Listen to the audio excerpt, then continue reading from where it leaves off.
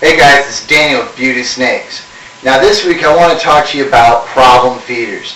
Now we all have that snake in our collection that just does not like to eat like all the others. There's some snakes in your collection and you'll just wiggle a mouse in front of it and wham! It'll take it, no questions asked, before you even know it. Now there's those other animals that are finicky eaters that don't like to eat every time you put a mouse in front of it. Now the snake that I have here, an albino checker garter, used to be one of those animals. When I first got him, I got him from a pet store locally, and they said, he's a terrific eater, you'll have no problems. A month later, he still had not eaten. Now, one trick that I used to get him to eat was I used a pair of forceps. Forceps are just little tongs almost, and you grab the pinky, and you just taunt it and wiggle it in front of it, rub it with the pinky, and eventually, hopefully, it'll take it. Now, if it does not take it by doing that, another technique I've used numerous times is using a pencil box.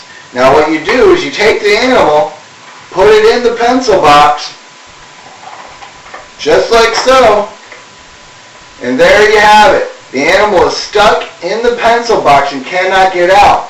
It means a small area for it to move around. Very hard to not pick up on anything else that's in there. Now what you'll do is you'll take the pinky and put the pinky inside of here. Now eventually the snake will come across the pinky and smell it and be like, oh wait, this is food. And then it'll eat it and take it down. Now a lot of times I recommend doing this right before you go to bed, so it's nighttime, because snakes are nocturnal. They prefer to eat at night. So we try to feed them at night. Now, that still does not work.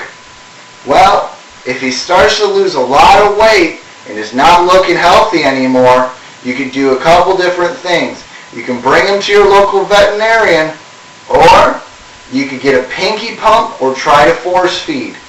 I don't recommend force feeding to anybody that is not an experienced snake person. I like to call it snakeologist. Probably a word I just made up, but you know what? I like it. Now, to do this, what you'll need to do is you'll have to hold them by the head, and you'll take the pinky and open their mouth up.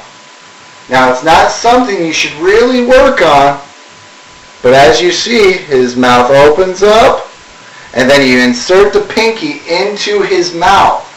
And now you just lightly push it in and massage their throat to work it down. See how I just massage it? And that'll work the pinky down, and eventually the snake will take over. And now, I don't recommend that for anybody that has not had snakes in the past and has never been shown how to do that. It's a very hard technique to do, and it can hurt your animal very easily. You can kill your animal by doing it. Now another technique, which is similar to force feeding, except for it's in a syringe-like tool. It's called a pinky pump. You can buy them online.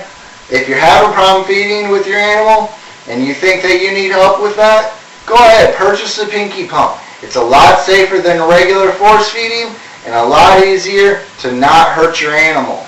Now, another technique I kind of skipped over, and I apologize, is when you're using the pencil box, what you can do if it's still not taking it down just by being in the pencil box, what you may do is cut the pinky's head in half.